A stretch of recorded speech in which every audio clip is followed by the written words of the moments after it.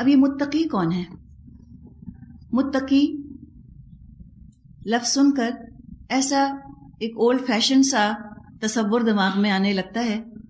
آپ کسی مجلس محفل میں بیٹھی ہوں اور کوئی کہے بہت متقی لگ رہی ہیں، ہم ناراض ہو جائیں. ہم کہیں کیا مطلب؟ کوئی میرا حال حلیہ شیبی ہے؟ کوئی میرے بال اچھی طرح نہیں بنے ہوئے؟ تصور ہمیں ایسا آتا ہے کچھ سمپلٹن قسم کے لوگ، مغفل قسم کے لوگ، جو چاہے ان کو بیوقوف بنا کر لے جائے. انہیں کچھ نہیں پتا دنیا میں کیا ہو رہا ہے، وہ کیا جانے فائنینس کیا ہے، وہ کیا جانے ٹریڈنگ کیا ہے. وہ تو اللہ اللہ کرتے رہتے ہیں، دوڑ دوڑ کے مسجدوں میں بیٹھے رہتے ہیں. لمبی سی داڑیاں ہوتی ہیں اور ٹخنے سے اوپر پجامے ہوتے ہیں اور کچھ عبائے اور کچھ چادریں پہن کر ادھر ادھر آ جا رہے ہوتے ہیں. بیچارے قسم کے لوگ. یہ ہمارے دماغوں میں تصور آتا ہے اس لفظ کا. سب کا نہ آتا ہو سکتا ہے کچھ کا آتا ہو، ایسی بات نہیں. متقی نہ سمپلٹن ہوتے ہیں، متقی نہ لو آئی کیو والے لوگ ہوتے ہیں، نہ احمق بے وقوف جاہل ہوتے ہیں. یہ تو بڑے فار سائٹڈ لوگ ہوتے ہیں، دور اندیش، بڑے اسمارٹ تھنکرز ہوتے ہیں، بڑے ہائی آئی کیو والے لوگ ہوتے ہیں. یہ تو ایکسیپشنل لوگ ہیں، غیر معمولی.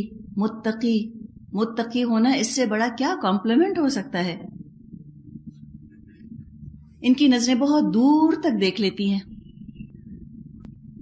بہت کم ایسے ملیں گے آپ کو دنیا میں لوگ جو کہ متقی ہوں. یہ متقی ہی تو ہیں جنہوں نے کہ وہ دعا مانگی ہے اللہ سے سورہ فاتحہ والی، اہدنا الصراط المستقیم. یہی ہیں دراصل جو کہ سورہ فاتحہ دل سے پڑھتے ہیں. متقی کے دل کی پکار سورہ فاتحہ کی شکل میں ہے، اور جس کے اندر وہ طلب ہو جو سورہ فاتحہ میں بیان کی گئی ہے وہ متقی ہے، اور اسی کو ہدایت ملے گی قرآن سے. ہدی للناس تو ہے قرآن، تمام انسانوں کے لیے ہدایت کا ذریعہ تو ہے، لیکن حاصل کون کریں گے؟ متقی. پا کون لیں گے؟ یہ قیمتی دولت، یہ قیمتی خزانہ، یہ نعمت کس کو ملے گی؟ کوالیفیکیشن کیا ہونی چاہیے؟ متقی ہونا چاہیے. یہ وہ لوگ ہیں جو نیکی کرنا چاہتے ہیں کہ لفظ کو نوٹ کیجئے، بائی فورس نہیں، بائی چوائس، زبردستی مارے باندھے نہیں، دل کی رضا اور رغبت سے. ان کو کریونگ آتی ہے اندر سے، ان کے دل تڑپتے ہیں کہ ہمیں اچھائی کرنی ہے، کسی out side force, out side pressure کی وجہ سے نہیں، بیرونی دباؤ کی وجہ سے نہیں، اندرونی طلب کی وجہ سے. دل سے اٹھتی ہے یہ چیز. کوئی دیکھے نہ دیکھے، کوئی تعریف کرے نہ کرے، فائدہ ہو نہ ہو، بس کرنی ہے.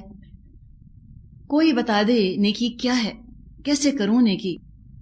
وہ اللہ جو رب العالمین الرحمن الرحیم ہے، اس کو کیا چیز پسند ہے، یہ کرنا چاہتے ہیں وہ کام، اس لیے کہ یہ الحمد کا حق ادا کرنا چاہتے ہیں. انہوں نے کہا ہے نا الحمدللہ، کل شکر کل تعریف اللہ کی ہے. یہ پہچان گئے کہ ہر نعمت مجھ کو میرے رب نے دی ہے. اب یہ چاہتے ہیں شکر ادا کروں، اپنے رب کو راضی کروں، اچھائیاں کروں، اور یہ برائی سے بچنا چاہتے ہیں. تو ان کے اندر ایک پہچان، ایک ریکگنیشن موجود ہے. وہ جانتے ہیں کہ کچھ باتیں صحیح ہیں، کچھ باتیں غلط ہیں. سب کچھ ٹھیک نہیں ہو سکتا، سب کچھ غلط نہیں ہو سکتا. تو ان کے لیے ہدایت ہے، ایسے لوگوں کے لیے ہدایت ہے. ہدایت کیا ہے؟ یہ بھی بڑا ریلیٹو ٹرم ہے. ایک ہدایت ڈپینڈ کرتا ہے کہ انسان کو جانا کدھر ہے. ہدایت کو ہم کیسے سمجھیں گے جب تک ہم کو یہ نہ پتا ہو کہ منزل کیا ہے. کسی کی منزل لاہور ہے اور اس کو کراچی کا راستہ بتا دیا جائے تو ہدایت تو نہ دی. کوئی ملیر جانا چاہتا ہے، اس کو کلفٹن کا راستہ بتا دیا جائے، اس کو ہدایت تو نہ دی. تو ہدایت تو ڈپینڈ کرتی ہے، ہدایت کا انحصار ہے منزل کے تعین پر. اپنی منزل کیا بنائی ہے؟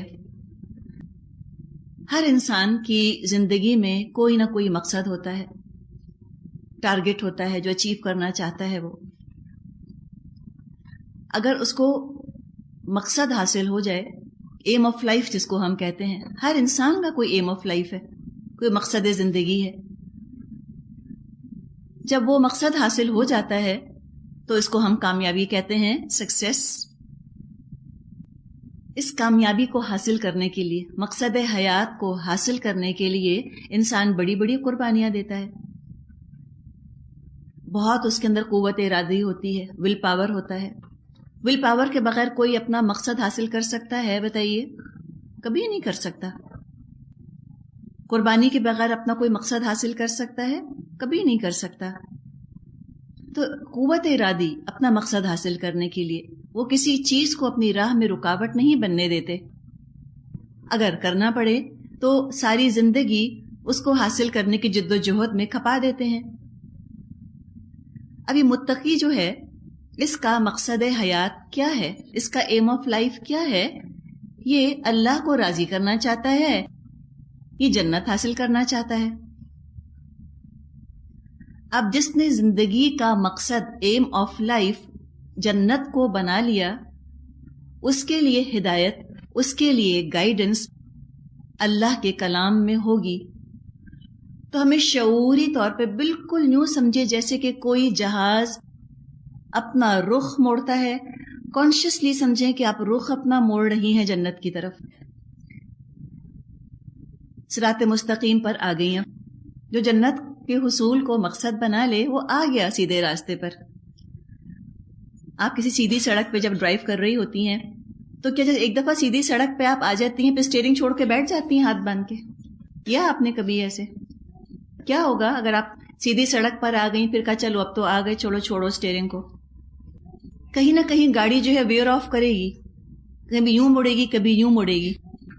تو یہ اسٹیئرنگ جیسے ضروری ہوتا ہے گاڑی کو سیدھی سڑک پر چلانے کے لیے، یہ اسٹیئرنگ یوں سمجھی کہ ہماری نیت ہے، ہمیں بار بار اپنی نیت کو پکڑ کر سیدھا کرنا ہوتا ہے۔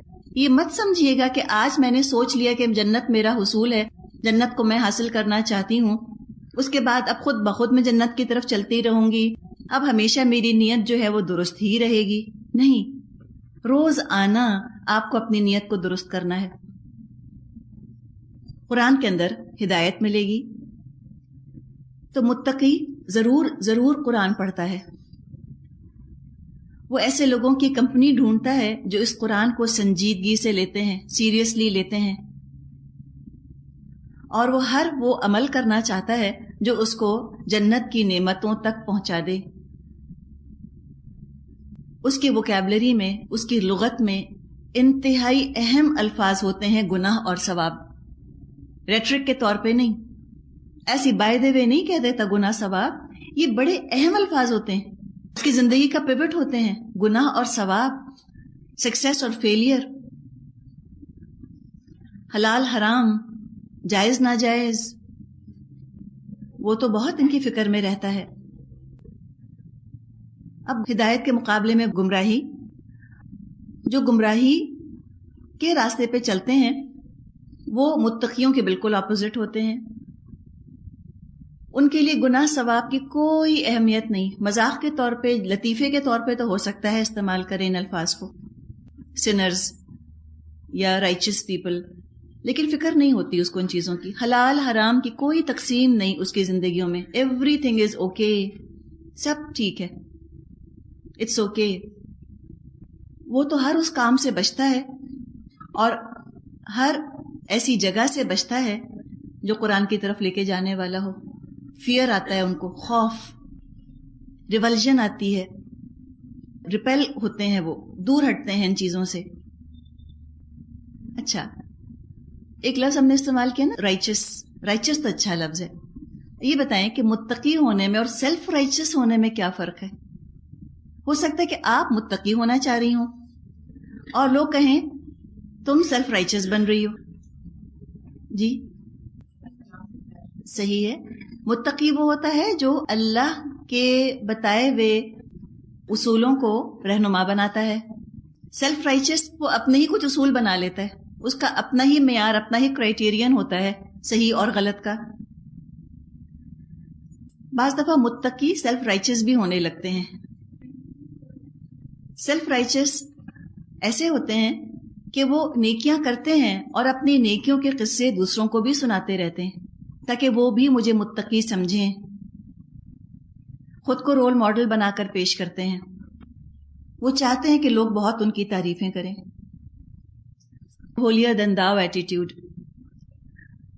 متقی نہیں کرتا ایسے کام. اگر تقوی کے ساتھ ساتھ یہ چیز ہے، اس کو اپنے میں سے نکالنے کی ضرورت ہے. پھر متقی اپنی غلطیوں پر نظر رکھتا ہے، اور سیلف رائچس جو بنتا ہے وہ دوسروں کی غلطیوں پہ نظر رکھتا ہے، وہ کیا کیا غلط کر رہے ہیں. تو متقی وہ اپنی غلطیوں کو دیکھے، اوروں کی اصلاح کی فکر کرے، ضرور کرے، لیکن اس حد تک نہیں کہ اپنے آپ کو بھول جائے. بعض لوگ کہتے ہیں کہ متقی بننا چاہ رہے ہیں. کیا پتہ آپ کو تانی کی شکل میں بات سننے کو مل جائے اور کوئی آپ کو یہ کہے کہ بہت متقی بن رہی ہو. تو ہاں، بن رہے، بالکل شرمندہ مت ہو. طلب تو پیدا ہوئی ہے، متقیوں جیسے کام تو کرنا چاہ رہے ہیں، کرتے کرتے ہو بھی جائیں گے. جیسے انسان جب کیلیگرافی سیکھتا ہے تو کیلیگرافر جس طرح الفاظ کو بنا رہا ہوتا ہے اسی کو تو نقل کرتے ہیں، پھر سیکھ بھی جاتے ہیں. تو بننے کا مطلب، بننا چاہنے کا مطلب کہ اندر طلب ہے نا، اس شخص کی، اس کام کی عظمت ہے دل میں، تبھی تو ویسا کام کرنا چاہ رہے ہیں، تبھی تو اس کو کاپی کرنا چاہ رہے ہیں.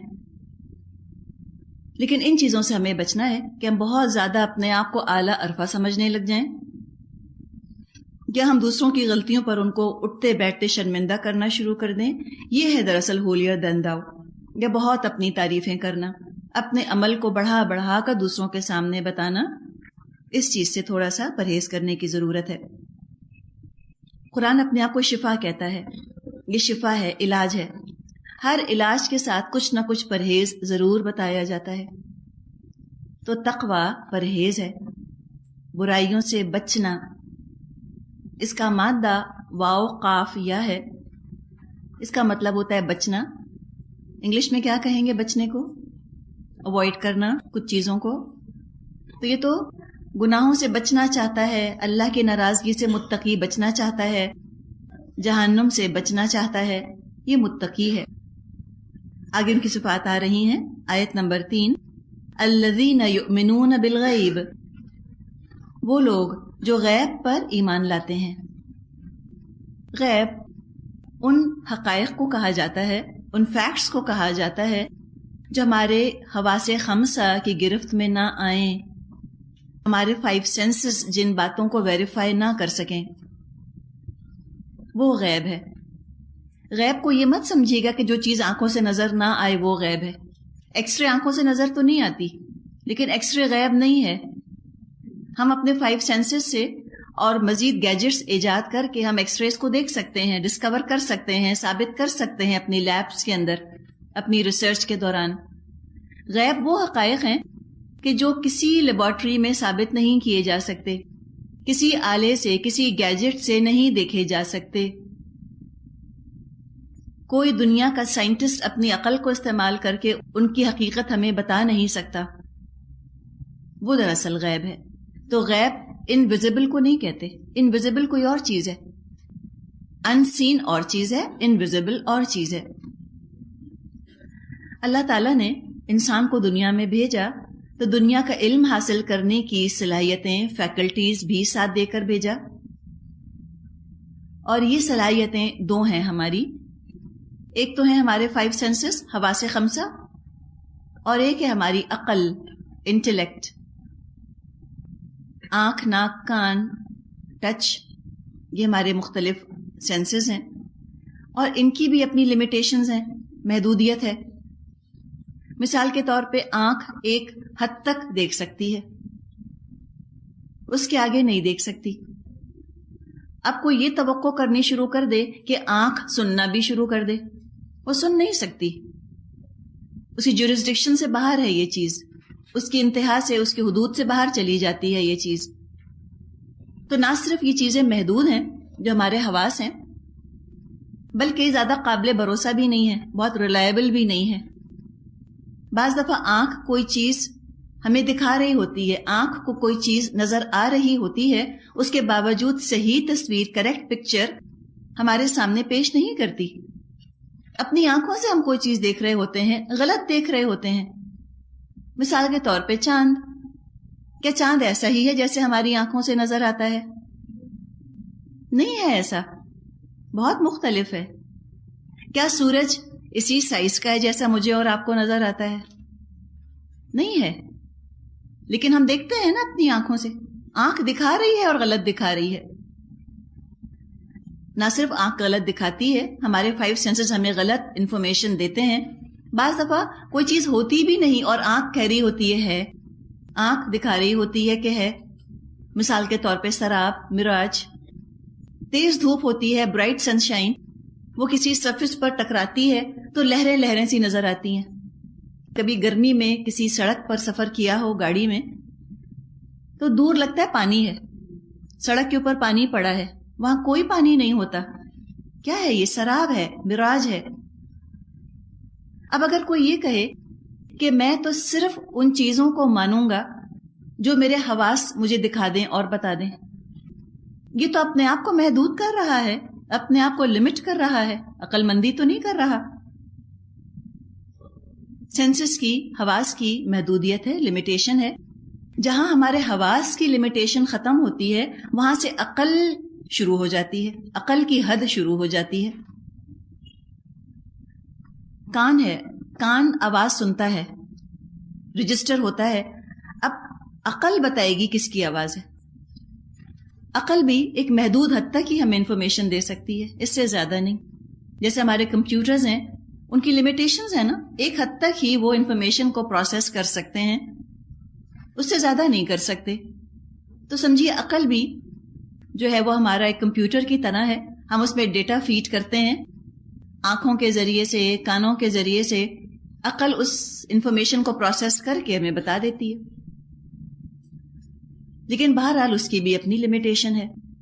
بہت سے ایسے حقائق ہیں، ایسے فیکٹس ہیں جن کے بارے میں عقل کچھ نہیں بتا سکتی. مثال کے طور پہ یہ کہ انسان مرنے کے بعد کہاں چلا جاتا ہے، عقل نہیں بتا سکتی. مجھ کو کیوں بھیجا گیا دنیا میں، عقل نہیں بتا سکتی. لیکن بہرحال یہ چیزیں انسان کی زندگی کے لیے اہم ہیں. فلاسفرز نے سالوں لگائے ہیں ان سوالات کے جواب تلاش کرنے میں. ان کے جوابات ہمیں معلوم ہیں ایک تیسرے ذریعے سے، تھرڈ سورس سے. اس کا نام ہے وحی، ریویلیشن. جہاں عقل کی حد ختم ہو جاتی ہے وہاں سے وحی کی حد شروع ہوتی ہے. لہذا وحی کے ذریعے جو معلومات دی گئی ہے اس کو عقل پر پرکھنا بیکار ہے. وہی سن کر یہ کہنا کہ آئی ڈونٹ انڈرسٹینڈ، مجھے نہیں سمجھ آ رہا یہ کیوں کہا، یہ بیکار بات ہے. اگر عقل ہمیں سمجھا سکتی ہے وہ ساری باتیں تو وحی کی کیا ضرورت تھی. جہاں عقل کی حد ختم ہو گئی، جہاں عقل نے کام کرنا چھوڑ دیا، وہیں سے تو وحی کی حد شروع ہوئی ہے، وحی کا دائرہ شروع ہوا، وحی کی جورسڈکشن شروع ہوئی ہے. جہاں پہ عقل تھک کر عاجز ہو کر بیٹھ گئی، جواب دے گئی. مثال کے طور پہ گاڑی کے بس سے باہر ہے کہ وہ اڑے. جہاں گاڑی کی حد ختم ہو جاتی ہے وہاں سے ہوائی جہاز کی، ایروپلین کی حد شروع ہوتی ہے. اب گاڑی سے توقع یہ کرنا کہ گاڑی اڑے، نہیں اڑ سکتی. وہ عقل سے ہی توقع کرنا کہ ان سوالات کے ہمیں جواب دے، نہیں دے سکتی. وحی کے ذریعے سے ہمیں ان باتوں کا علم حاصل ہوتا ہے جو ہماری عقل اور ہمارے حواس کی پہنچ سے دور ہیں، آؤٹ آف ریچ ہیں. عالم الغیب کا علم بھی ہم کو وحی کے ذریعے سے ملتا ہے. براہ راست مشاہدہ ہم نہیں کر سکتے ان باتوں کا، ڈائریکٹلی آبزرو نہیں کر سکتے. وحی کو ڈائریکٹلی میں اور آپ آبزرو نہیں کر سکتے، نہ ہم لے سکتے ہیں. اللہ تعالیٰ انسانوں میں سے کسی ایک انسان کو پسند فرما لیتا ہے، سلیکٹ کر لیتا ہے، اس سے رابطہ قائم کرتا ہے نہیں کہنا چاہیے تھا، کمیونیکیٹ کرتا تھا، اور وہ ایک انسان رسول کہلاتا تھا. اور اللہ کا پیغام جو اس انسان پر نازل ہوتا تھا اس کو وحی کہا جاتا تھا. تو اب کیا ہو گیا؟ ایک ہے پیغام، ایک ہے پیغامبر، ایک ہے میسج، ایک ہے میسنجر. یہ دونوں وحی کا حصہ ہیں، دونوں اہم ہیں. ہم میسج اور میسنجر کو الگ نہیں کر سکتے. کمپیوٹر میں جو انفارمیشن ہے کیا آپ اپنی کمپیوٹر کی اسکرین کو الگ کر سکتی ہیں؟ بڑا مشکل ہے نا. جن کے ذریعے سے وہ انفارمیشن آپ تک پہنچی ہے، کوئی بھی ذریعہ ہو، الگ نہیں کر سکتے، جدا نہیں کر سکتے، وہ بند کی بند رہ جائے گی. تو رسول وہ ذریعہ ہیں جن کے ذریعے سے ہم تک اللہ کا پیغام پہنچا. تو وہ غیب کی باتیں بھی ہمیں بتاتے تھے رسول. تو فرمایا بالغیب، کیا کرتے ہیں غیب پر؟ یؤمنون، وہ ایمان رکھتے ہیں غیب پر. ایمان کے لفظ کو سمجھنے کی کوشش کرتے ہیں. اس کا مادہ حمزہ میم نون ہے. امن، امن لفظ اسی سے بنا ہے، پیس، امن میں ہونا. امن کا اپوزٹ ہے خوف، فیئر. جب دماغ میں شکوک ہوں، بہت سے سوالات کا جواب نہ ملے، آئندہ کی خبر نہ ہو، تو انسان کے اندر خوف پیدا ہوتا ہے، بے چینی پیدا ہوتی ہے. ہم کہاں سے آئے ہیں؟ ہمیں کہاں لوٹ کے جانا ہے؟ ہم یہاں کیا کر رہے ہیں؟ ان سوالات کے جواب نہ ملے، انسان بے چین ہوتا ہے. سچ بولنا اچھا ہے، مگر سچ بولنے سے نقصان پہنچ رہا ہے، تو پھر سچ بولنا اچھا کیسے ہوا؟ فطرت کلیش کر رہی ہے آبزرویشن سے. جو ہمارا نیچر ہے وہ ٹکراتا ہے جا جا کر ہمارے مشاہدے سے.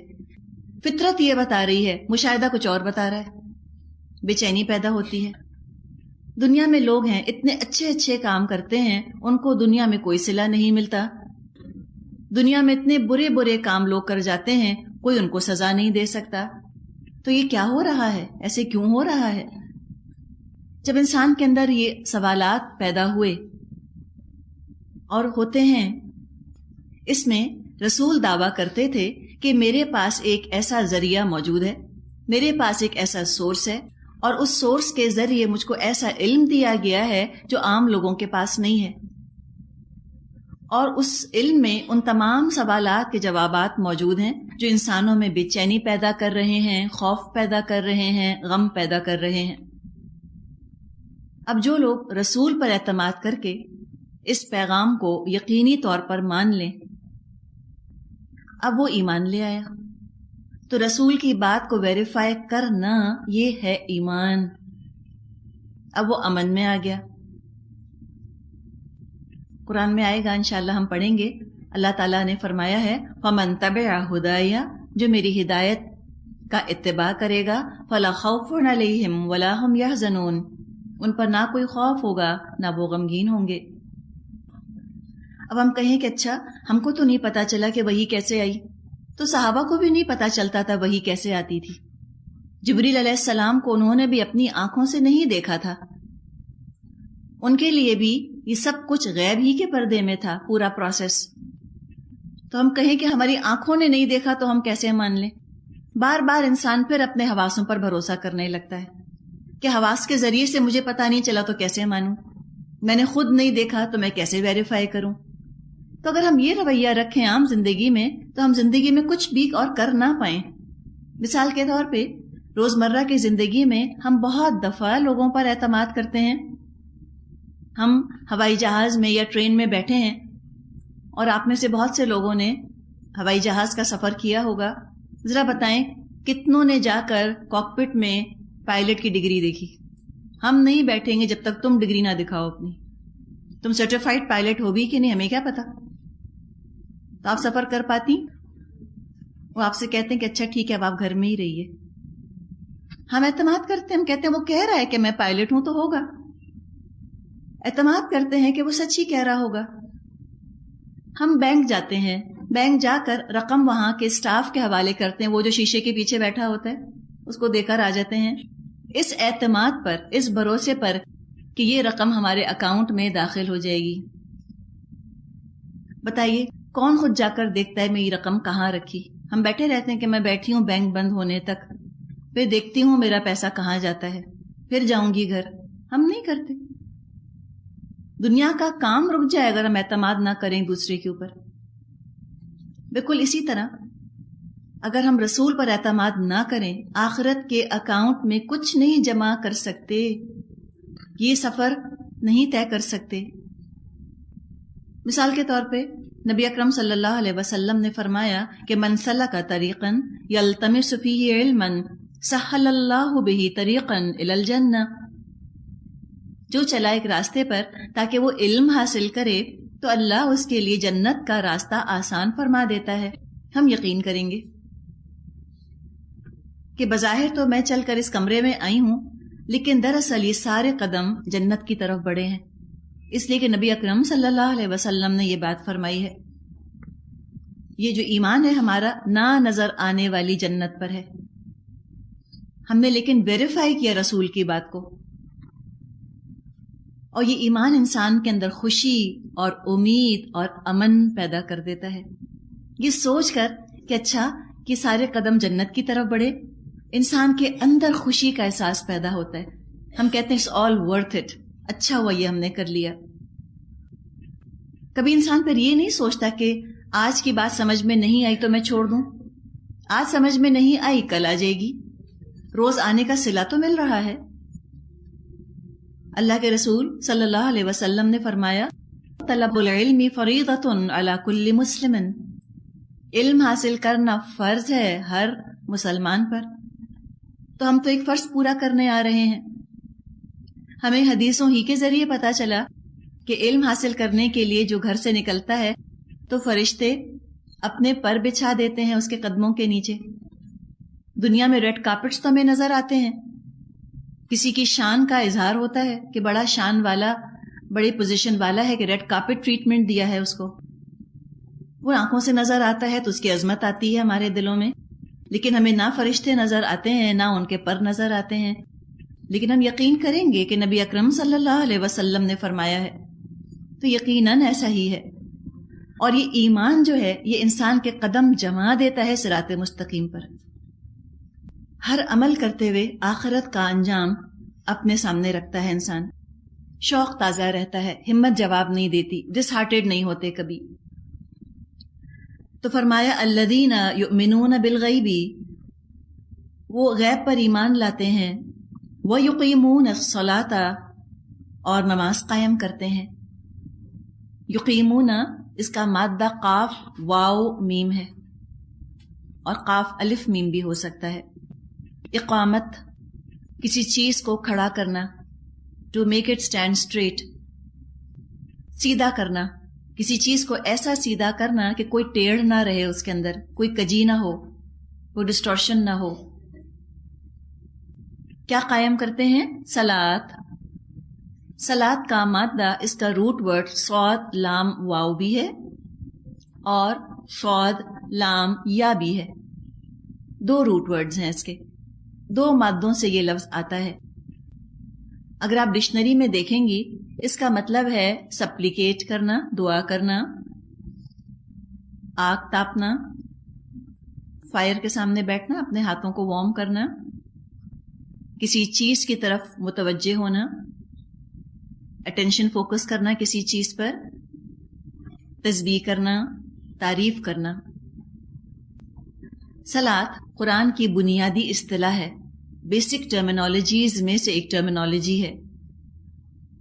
اگر ڈکشنری سے ہم صلاۃ کا مطلب دیکھیں گے وہ آپ کو بتا دیا، دعا مانگنا، ہاتھ تاپنا، آگ کے سامنے کھڑے ہو کے ہاتھ تاپنا، کسی چیز کی طرف متوجہ ہو جانا، یا تسبیح کرنا یا تعریف کرنا. تو کیا صلاۃ کو انہی معنوں میں ہم لیتے ہیں جو ڈکشنری کے معنی ہیں؟ نہیں. نبی اکرم صلی اللہ علیہ وسلم نے اور قرآن نے عام عربی زبان سے الفاظ لیے ہیں اور ان کو ایک خاص معنی دے دیے، ایک پرٹیکولر میننگ ان کو دے دیے. ابھی لفظ صلاۃ جو ہے یہ ڈکشنری کے معنوں میں نہیں سمجھا جائے گا. جو بکس ہیں جن کو ڈکشنری ہم کہتے ہیں اس میں جو اس کا مطلب لکھا ہے اس کے حساب سے ہم صلاۃ کا مطلب نہیں سمجھیں گے، بلکہ ہم اس کا مطلب وہ سمجھیں گے جو نبی اکرم صلی اللہ علیہ وسلم نے بتایا. تو انسان کے کلام کو سمجھنے کے لیے کتابی ڈکشنریز ہوتی ہیں، بکس ہوتی ہیں، ان سے ہم الفاظ کے مطلب سمجھتے ہیں. اللہ کا کلام سمجھنے کے لیے رسول ڈکشنری ہیں. رسول کو چھوڑ کے ہم ان الفاظ کا مطلب نہیں سمجھ سکتے.